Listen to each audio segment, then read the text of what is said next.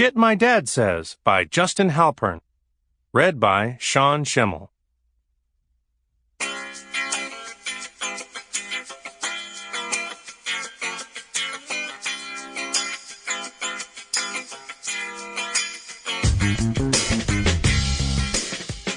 Introduction.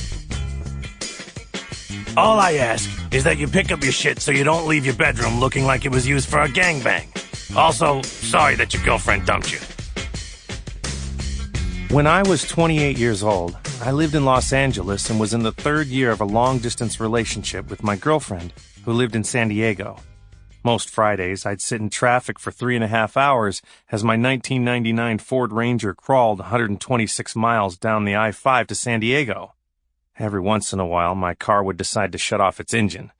Meanwhile, its radio was busted, so I only got one station, whose playlist seemed limited to songs from the burgeoning rapper Flo Rida. There's nothing like merging onto a freeway only to have your engine stop, steering wheel lock, and the DJ scream, "And here's my man, Flo Rida, with his new hit, Right Round. Let's get this party started!" In short, doing the long-distance thing was wearing on me. So when I received a job offer in May 2009 from Maxim.com that would allow me to work from anywhere, I jumped at the opportunity. I could move down to San Diego and live with my girlfriend.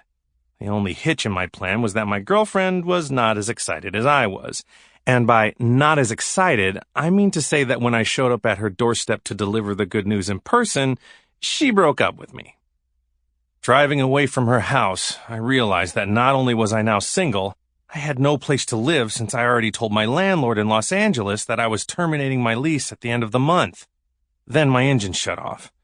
As I sat in my car vigorously trying to restart it, it dawned on me that the only people I knew in San Diego who might have room for me were my parents.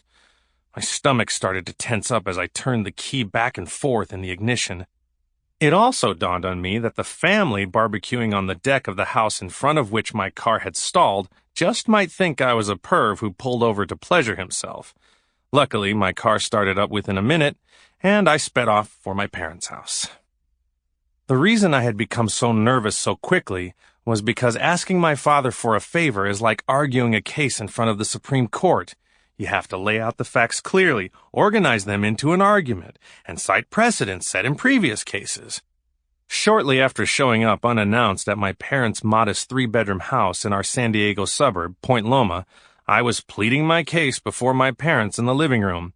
I cited my dad versus my brother Daniel Halpern, which led to my brother Dan living at home when he was 29 and going through a transitional phase. About halfway through my argument, my dad cut me off. It's fine. Jesus, you didn't have to go through that whole bullshit song and dance. You know you can stay here. All I ask is that you pick up your shit so you don't leave your bedroom looking like it was used for a gangbang, he said. Also, sorry that your girlfriend dumped you. The last time I had lived at home was 10 years prior, during my sophomore year at San Diego State University. At the time, both my parents worked, my mother as a lawyer for a nonprofit, and my father in nuclear medicine at the University of California, San Diego, so I didn't see them very often. 10 years later, my mom was still working full-time, but my 73-year-old dad had retired and was around the house all day long. After my first night back home, I crawled out of bed at around 8:30 a.m. and set up my office, read my laptop, in the living room where my dad was watching TV, to begin writing my first column.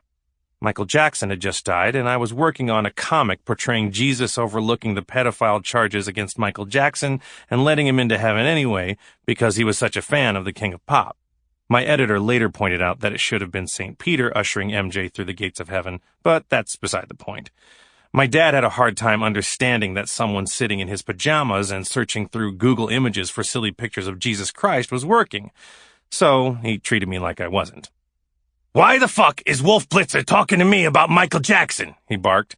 The president is in fucking Russia trying to get those sons of bitches to stop with the nukes, and he's talking to me about Michael Jackson. Fuck you, Wolf Blitzer.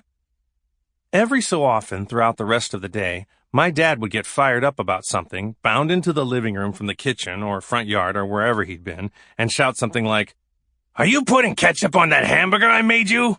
"Yeah, why?" "Why? What the fuck do you mean, Sample complete. Ready to continue?